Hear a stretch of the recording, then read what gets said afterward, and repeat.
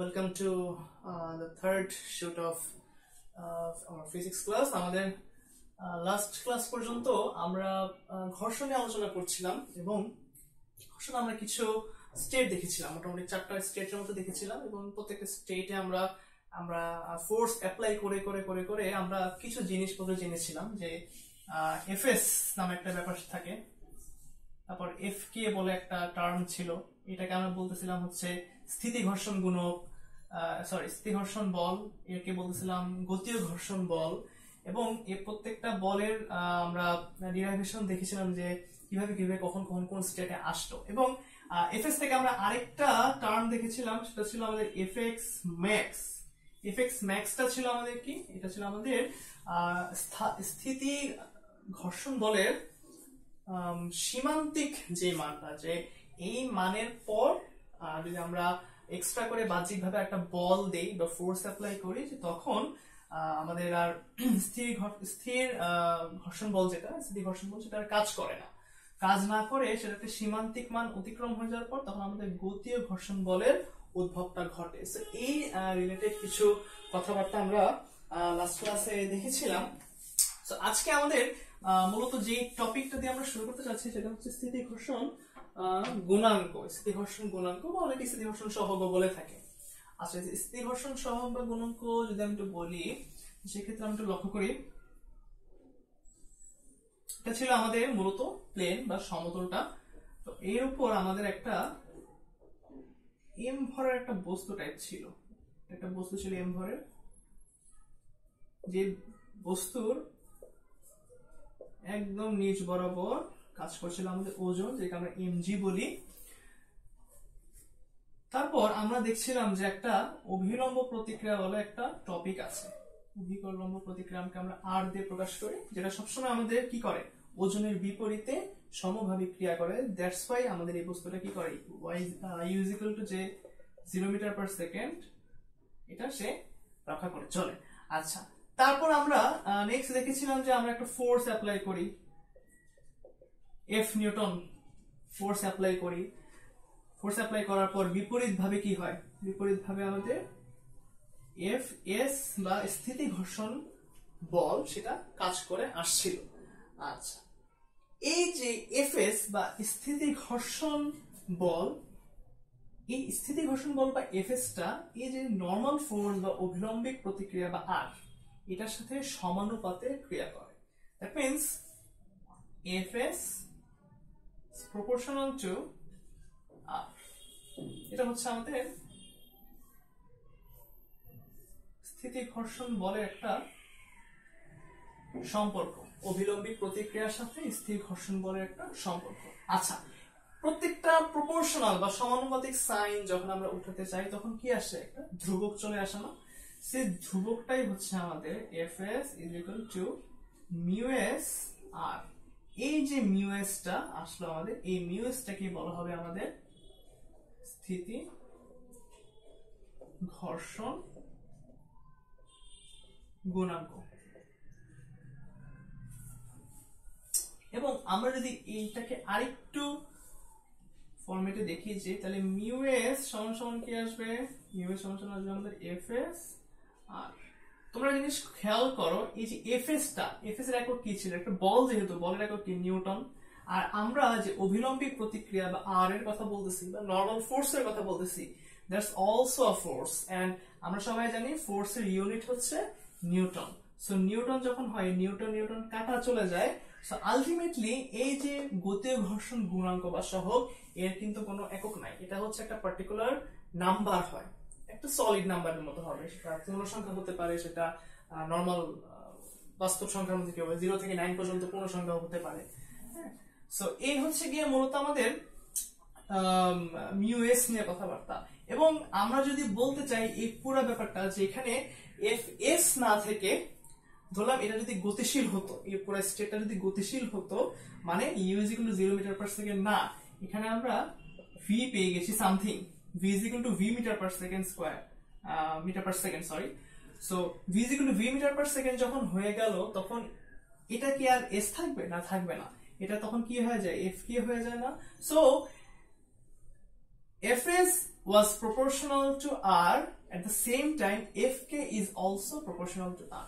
So এখানে যখন আমরা Fk লিখবো প্রত্যেকটা জায়গায় ক্ষেত্রে যদি আমি K দিয়ে ডিফাইন করি, সো এখানেও Fk চলে আসবে, এই প্রপোর্শনাল সাইনটা তখন উঠে গিয়ে মিউ এস যেটা আমাদের ছিল সেই মিউ এসটা মিউ কে হয়ে যাবে। তখন এই যে ঘর্ষণ গুণাঙ্ক নিয়ে আমি কথা বলতেছিলাম, এই ঘর্ষণ গুণটা তখন হয়ে যাবে আমাদের গতীয় ঘর্ষণ গুণাঙ্ক। সেই গতীয় ঘর্ষণ গুণাঙ্কটা তখন আমাদের কি হয়ে যাবে, মিউ কে হয়ে যাবে। এবং এই মিউ কে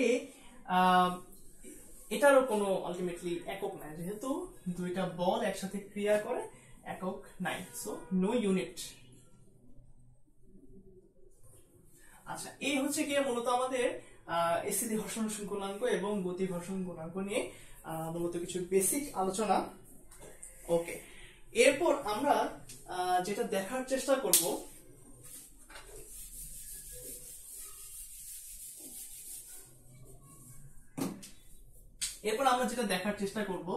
যে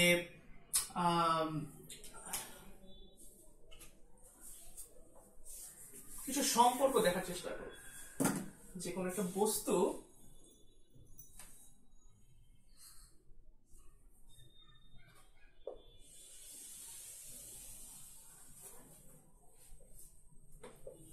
ভরে কোন একটা বস্তু থাকলে কি এটা হবে আমাদের W mg। আমরা সবাই জানি এটা কি x অক্ষ বরাবর চলতেছে, সো এটার বিপরীত দিকে একটা অবিলম্বিত প্রতিক্রিয়া কাজ করতো r, এবং এখানে আমরা ফোর্স অ্যাপ্লাই করেছিলাম F, আমরা লিখেছিলাম এখানে আমরা পাচ্ছি কি Fk। যদি a ত্বরণে আমাদের এই বস্তুটা গতিশীল থাকে, শুধুমাত্র সেই ক্ষেত্রে এখানে আমরা a লিখে একটা অ্যারো সাইন দেব। অ্যারো সাইনটা ডিফাইন করবে যে আমাদের এই বস্তুটা কি ডান দিকে যাচ্ছে নাকি বাম দিকে, কোন দিকে যাচ্ছে, এটা মূলত আমাদের ডিফাইন করবে হচ্ছে এই ত্বরণের ডিরেকশনটা, যেহেতু ত্বরণ কি, ত্বরণ হচ্ছে একটা ভেক্টর রাশি।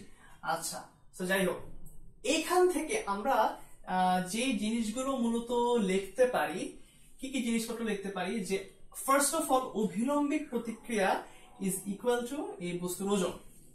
মানে ফার্স্ট আমরা লিখতে পারি অভিলম্বিক প্রতিক্রিয়া আর বা এন ছিল, এটা আমরা আগে দেখেছি এন দিয়ে প্রকাশ করে এটাকে, সে আর বা এন ইজ ইকুয়াল টু হবে আমাদের কি ডব্লিউ, যেটাকে আমরা লিখতে পারি R is equal to M G, অবশ্যই লিখতে পারি। ওকে, তারপর হচ্ছে যেহেতু এই বস্তুটা এক্স অক্ষের উপর গতিশীল, আমি বলে দিয়েছি যে এ ত্বরণে সেটা কি গতিশীল, সো এক্ষেত্রে আমি লিখতে পারি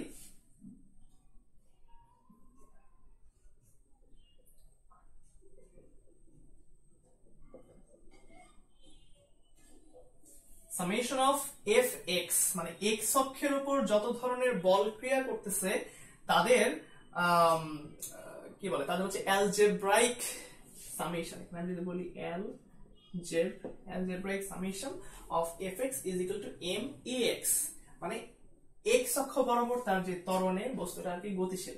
সো এই লাইনটা থেকে আমরা যদি একটু বলি যে একটু ভেক্টর থেকে চলে আসি, ভেক্টরের কাছে যদি আমরা যাই, যে মনে করি কোন একটা বিন্দু ছিল এমন বিন্দু, একটা কমন একটা বিন্দু, যে বিন্দুর কি কেন্দ্র করে এই পাশে 7 নিউটন বল অ্যাপ্লাই করা হচ্ছে। সাপোজ এটা হচ্ছে একটা কোনো কিছু, এই বিন্দুর উপর এই ডান দিকে কেউ ধরে টানছে, 7 নিউটন বলে কেউ টানতেছে। ওকে, এখন আরেকজন যদি এসে এই সেম ডিরেকশন বরাবরই মনে করি আরো 7 নিউটন বলে এটাকে টান দিত, তাহলে আলটিমেটলি এই পুরো ব্যাপারটা কি হতো, এই পুরো ব্যাপারটা হতো যে এখানে টোটাল বল কত আসতেছে, টোটাল বল আসতেছে আমাদের 14 নিউটন। কিন্তু কারণ একই ডিরেকশনে যখন কোনো বস্তু দুইজন জিনিসকে, মানে কোনো বস্তুকে দুইটা জিনিস একসাথে একই বলে টানাটানির মধ্যে আছে, তখন সেক্ষেত্রে আমরা বলতে পারি যে বল দ্বয় যোগ হয়ে যায়। কেন? কারণ তাদের ডিরেকশনটা কিন্তু সেম দিকে। কিন্তু ব্যাপারটা যদি এরকম হতো যে হ্যাঁ, এখানে একটা বস্তু ছিল, এখানে 7 নিউটন বলে কেউ তাকে ডান দিকে টানতেছে, আবার এইখানে এই 7 নিউটনের অপোজিট দিকে যদি কেউ তাকে কোন একটা বলে টানে, আমি যদি মনে করি যে হ্যাঁ 4 নিউটন বলে টানতেছে, তাহলে আমাকে এখন বুঝতে হবে যে অ্যাকচুয়ালি এই দুইটা বলের মধ্যে কোনটার মান বড়। 7 আর 4 এর মধ্যে অবশ্যই 7 বড়, কারণ যেই দিকে বেশি ফোর্স অ্যাপ্লাই হচ্ছে সেই দিকে কিন্তু ওই বস্তুটা ছিটকে যাবে। এখানে যদি একটা বস্তুকে বসাই, সে কিন্তু কি 7 নিউটন বলে এই দিকে সে ছিটকে যাবে, এই দিকে কিন্তু যাবে না। সো আলটিমেটলি এখানে আমার যে সামেশন দেইনি, এখানে যে সামেশন অফ এফ টা আসার কথা ছিল সেটা কত আসবে, 7-4 নাকি 4-7? কথা হচ্ছে যেই দিকে বেশি বল, যেদিকে বলের পরিমাণটা বেশি ওই দিকে যেহেতু বলটা ছিটকে যাচ্ছে, সো এই জন্য 7-4 Newton, that is call 3 Newton. So আমরা এখান থেকে কি দেখলাম মূলত, যে একই দিকে যদি ডিরেকশন একই রেখে একাধিক ফোর্স অ্যাপ্লাই হয় তাহলে সেক্ষেত্রে ফোর্স গুলা কি একটার সাথে যোগ হয়ে যাচ্ছে। আর যখন বিপরীত দিকে কোনো কিছু কাজ করতেছে, একদিকে কাজ করতেছে কোন একটা বল, তার বিপরীত দিকে আরো কিছু একটা বল কাজ করতেছে, তখন কি বিপরীত দিক অনুযায়ী তারা নেগেটিভ, মানে তাদেরকে তখন বিয়োগ করতে হয়। এখন আমি বিয়োগটাকে কাকে আগে রাখবো, অবশ্যই যার মানটা বেশি তাকে হচ্ছে আমি আগে রাখবো, যার মানটা কম তাকে আমি পরে রাখবো। সেটা হচ্ছে একটা ভেক্টরের আলোচনা। ভেক্টরের আলোচনা আমরা এখানে দেখবো কিভাবে দেখা যায় ভেক্টর আলোচনা। এখানে যে আমি বলছিলাম অ্যালজেব্রাইক সামেশন অফ এফএক্স, এটাকে আমি এভাবে ডিফাইন করতে পারি যে আমি যদি এখানে চিন্তা করি, এখানে আমি চিন্তা করব হচ্ছে যে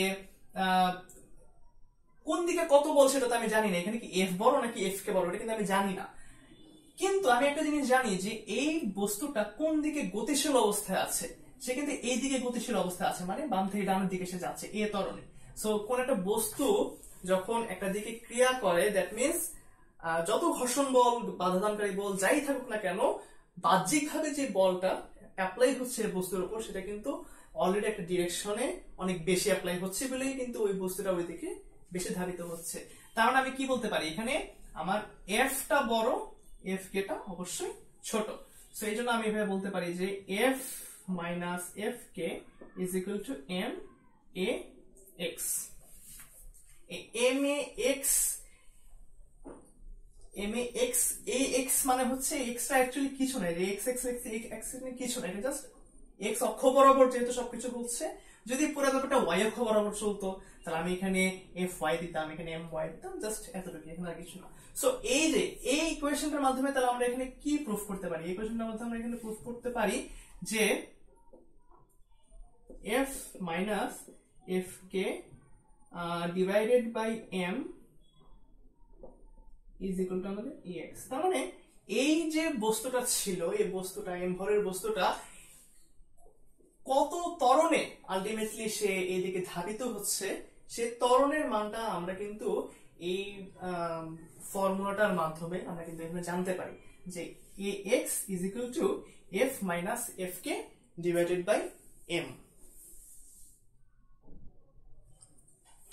ওকে, সো আমরা মাত্র যেটা দেখলাম যে আমাদের ax ছিল এমন যে f minus f K divided by কি m। এখন আমার কথা হচ্ছে এই যে f কে টাকে কিন্তু আমি চাইলেই ভাঙাতে পারি।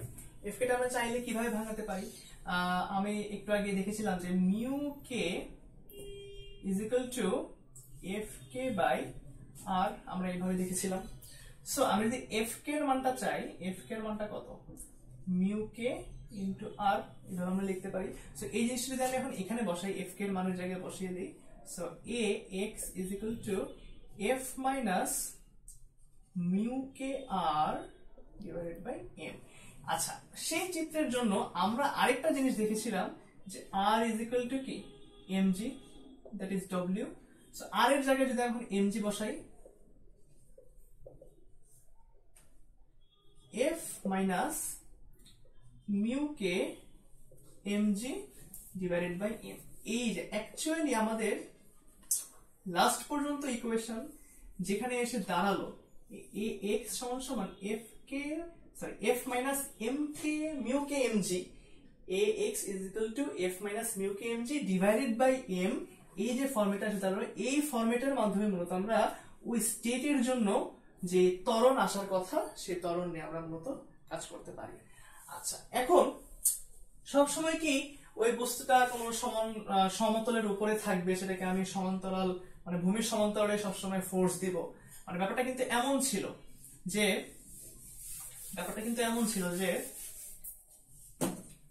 এই একটা বস্তু ছিল, এখানে আমাদের বস্তুটা ছিল, আমরা এভাবে ফোর্স অ্যাপ্লাই করছিলাম বারবার, এখানে ছিল আমাদের mg, এখানে ছিল আমাদের r, এই দিক বরাবর ছিল আমাদের কি fk।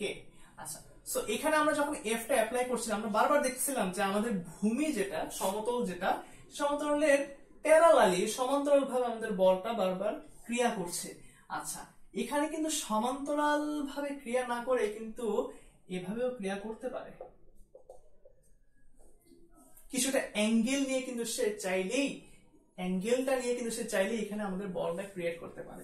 আমি যদি একটু ক্লিয়ারলি আঁকি তাহলে ব্যাপারটা কিন্তু এমন ভাবে দেখবে।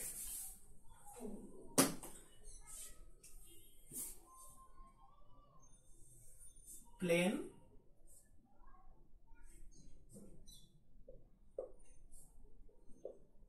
W = mg ছিল আমাদের, যদি আমাদের m ভরের বস্তু হয়। তারপর এখান থেকে আমাদের কাজ করছিল f, এখানে আমাদের কাজ করছিল f k, এখান থেকে আমাদের কাজ করছিল কি r কাজ করছিল। সো এভাবে মূলত আমাদের f টা ক্রিয়া করছিল। এখন যদি f টা ভূমির সমান্তরালে ক্রিয়া না করে এভাবে ক্রিয়া করে, অবশ্যই করতে পারে। কেউ কি পারে না যে একটু এভাবে আমি কোনো কিছুকে টান দিই? অবশ্যই সে পারে। এই কনসেপ্টটা মূলত আমরা ইন্টারমিডিয়েটে যখন ওই যে লন রোলার টানা ঠেলা দুটো টপিক আছে, লন রোলার কি টানলে সহজ নাকি ঠেলতে সহজ, এরকম একটা কোশ্চেন্স থাকে। সো ওই টপিকের মধ্যে চলে যায় যে এরকম আমরা যদি কৌণিক ভাবে কোন একটা অ্যাঙ্গেল নিয়ে যদি আমি এটাকে টান দিই, সাপোজ আমাদের হওয়ার কথা ছিল এফটা এই দিকে, কিন্তু এফটা এইদিকে না হয়ে কিছু একটা কোণ নিয়ে, কৌণিক ভাবে থিটা কোণ নিয়ে সে আমাদের এফটা কৌণিক কোন একটা অ্যাঙ্গেলে সে আমাদের মূলত বলটা প্রয়োগ করছে। আচ্ছা, এখান থেকে তাহলে সেক্ষেত্রে আমরা কি করব? সেক্ষেত্রে আমাদের করণীয় কি? এক্ষেত্রে কি আমরা এফ পাচ্ছি না? কারণ এফ আর এফ কে ডিরেকশন কিন্তু এখন অন্যরকম হয়ে গেছে। আমাদেরকে সবসময় যে ট্রাই করতে হবে যে আমাদের অ্যাপ্লাইড ফোর্স যেদিকে ক্রিয়া করতেছে তার অপর দিকে আমাদের ঘর্ষণ বলটা ক্রিয়া করবে। কিন্তু এখানে আমাদের অ্যাপ্লাইড ফোর্সটা কিন্তু কোন একটা কৌণিক ভাবে ক্রিয়া করতেছে, কিন্তু তার এফ কে যেটা মানে তার গতি ঘর্ষণ যে বল সেটা কিন্তু ওইটার সাথে অপোজিট ডিরেকশনে নাই। সো অপোজিট ডিরেকশনে আনার জন্য আমরা যদি উপাংশের ধারণা বা অভিক্ষেপ এগুলোর যদি আমরা ধারণা পেয়ে থাকি, তাহলে সেক্ষেত্রে আমরা দেখি যে যার সাথে অ্যাঙ্গেল করে কোন একটা কি বলে কোন একটা ভেক্টর উৎপন্ন হয়, সো ওই অ্যাঙ্গেলটা যেই ভেক্টরের সাথে হয়েছে তার সাথে একটা cos থিটা চলে আসে আলটিমেটলি। সো এটা যদি আমাদের লব্ধি ভেক্টর হতো যে আমি এই বলেই টানতেছিলাম, তাহলে সেক্ষেত্রে অনুভূমিক ভাবে একটা উপাংশ ক্রিয়েট হবে, লম্বালম্বী ভাবে একটা উপাংশ ক্রিয়েট হয়, এবং দুই উপাংশের মধ্যে এই এফ এর কিছু পরিমাণ এখানে কিছু পরিমাণ ওখানে এভাবে দেখানো হয় আর কি মূলত। সো যার সাথে থিটা কোণটা থাকে তার সাথে আমরা মূলত বলি যে ওই থিটার সাথে cos থিটা গুণ দিলে যে মানটা আসে সেটার সাথে আমাদের ওই মূল যে ফোর্সটা আমরা অ্যাপ্লাই করেছিলাম সেটা গুণ হচ্ছে। আর বাকি যে আরেকটা ফোর্স সেটা কি অভিলম্ব বরাবর বা লম্ব বরাবর ক্রিয়া করে, সেটা লম্ব তো এইটাই আমাদের অভিলম্বিক প্রতিক্রিয়া, সেটাই তো ভূমির সাথে লম্বাকারে হয়ে আছে। সো সেই অভিলম্বিক প্রতিক্রিয়ার সাথে এই এফ এর বাকি উপাংশটা গিয়ে অ্যাড হয়ে যায় এফ সাইন থিটা হয়ে। তোমাদের এই টপিকটা সামনে আছে, ইন্টারমিডিয়েটে থাকবে, এটা এসএসসি টপিকের মধ্যে নাই। এই পুরো ঘর্ষণের ব্যাপারটা পুরোটা হচ্ছে আমরা ইন্টারমিডিয়েট লেভেলে আছি মূলত। সো এই যে এফ cos থিটা কিভাবে ডিস্ট্রিবিউট হলো, এফ সাইন থিটা কিভাবে ডিস্ট্রিবিউট হলো, লব্ধি ভেক্টর আমি এখানে এফ কে বলতেছি, কিভাবে কি হয়েছে না হচ্ছে, অ্যাকচুয়ালি সেই সব ব্যাপারগুলো আমাদের ইন্টারমিডিয়েট লেভেলে দেখা আছে। সো এইভাবে মূলত আমাদের উপাংশগুলো পরবর্তীতে এই বস্তুটা কিভাবে মুভমেন্ট করবে, সেটা কি আমাদের এই দিক ত্বরণ নিয়ে মুভমেন্ট করবে নাকি এই দিক ত্বরণ নিয়ে মুভমেন্ট করবে, কোন দিকে মুভমেন্ট করবে, সেটা পরবর্তীতে আমাদের এই যে উপাংশগুলো F cos theta F sine theta এই ব্যাপারগুলো নির্ধারণ করে দেয়। আচ্ছা, তো এই পর্যন্ত মূলত আমাদের কাজ। তারপর আমরা এখন আগের মতো দেখি যে কি বলে অ্যালজেব্রাইক সামেশন গুলো কেমন আসতেছে, নরমাল ফোর্সের সাথে আমাদের ওজন কিভাবে কাজ করছে। আচ্ছা, এখানে আমরা ভেক্টরের মধ্যে ঢুকে যাব।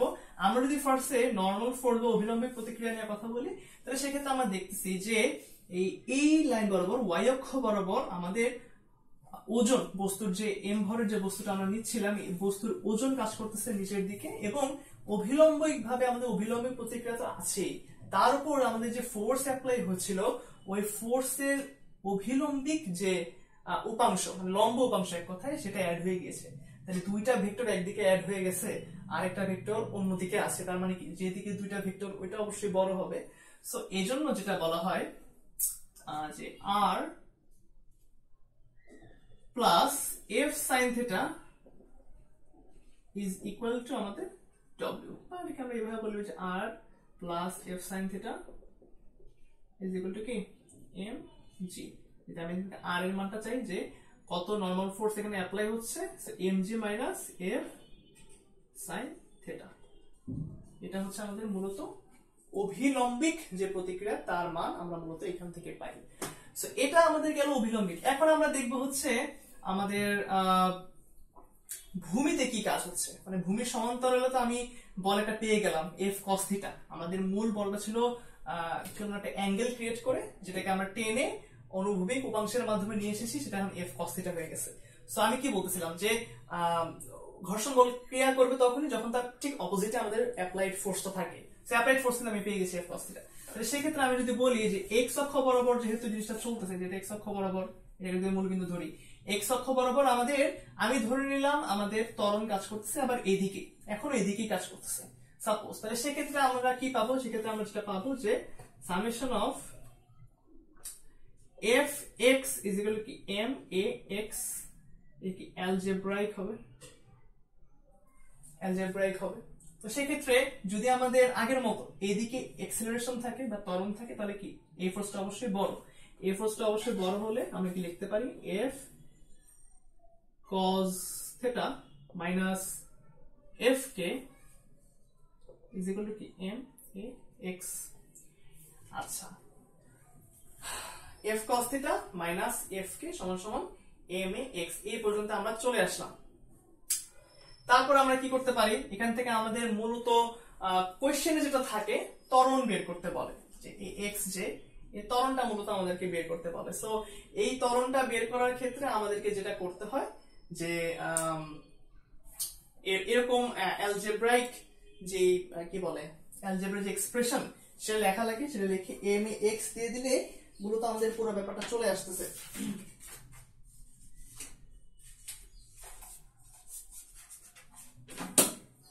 আচ্ছা, সো এখান থেকে আমি যদি ফাইনালি লিখি যে আমাদের এক্সটা কি, এক্সটা হবে হচ্ছে আমাদের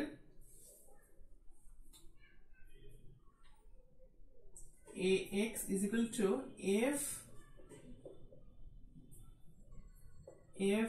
cos theta minus fk divided by m।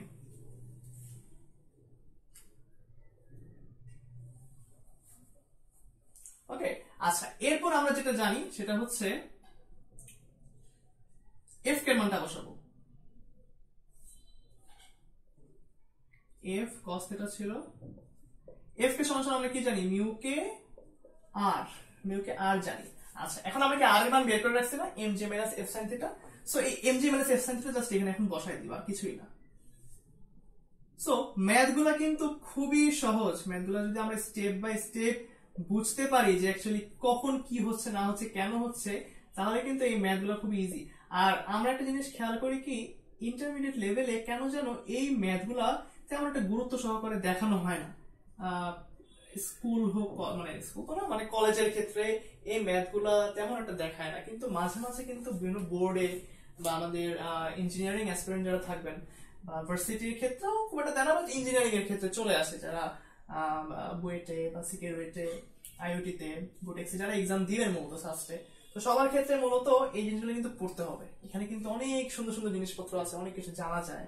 হ্যাঁ, এই যে ত্বরণ বের করা, সেই ত্বরণ থেকে পরবর্তীতে বেগ বের করতে বলতে পারে, তারপরে কতটুকু দূরত্ব যাবে, এটা তোমাকে হয়তো বা সময় দিয়ে দিল যে হ্যাঁ এত সেকেন্ড, এখানে একটা টি সেকেন্ড সময় দিয়ে দিবে, টি সেকেন্ড সময় সেই বস্তুটা এখান থেকে মনে করলাম যে এই পর্যন্ত যদি আসে, তাহলে সেই ক্ষেত্রে সে কতটুকু দূরত্ব অতিক্রম করবে। তো সেখানে আমি যখন এ জানি বি জানি, তো আমি তখন গতির সূত্রে অ্যাপ্লাই করতে পারি। এস ইকুয়াল টু কি ইউটি প্লাস হাফ এটি স্কয়ার দিয়ে করতে পারি, ভি স্কয়ার ইকুয়াল টু কি ইউ স্কয়ার প্লাস 2as, এরকম বিভিন্ন ধরনের সূত্র দিয়ে অ্যাকচুয়ালি বিভিন্ন কিছু বানানো যেতে পারে এখানে। তবে মেইন আমাদের কনসেন্ট্রেশন যেটা থাকবে যে এক্স ত্বরণ বের করার উপর মূলত আমাদের কনসেন্ট্রেশনটা থাকবে।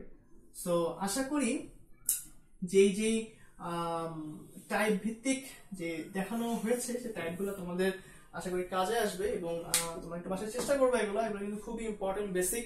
এই বেসিক গুলা অনেক জায়গাতেই পড়ানো হয় না, অনেক কলেজেও পড়ানো হয় না।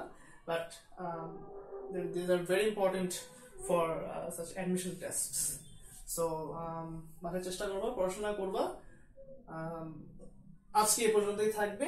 বাকি যে পার্টটুকু রয়েছে এখান থেকে বইটা অনেক ম্যাথ আসে, সো কেমন ম্যাথ আসে, কি হয় না হয় তা আমরা নেক্সট ক্লাসে দেখবো ইনশাআল্লাহ। Thank you.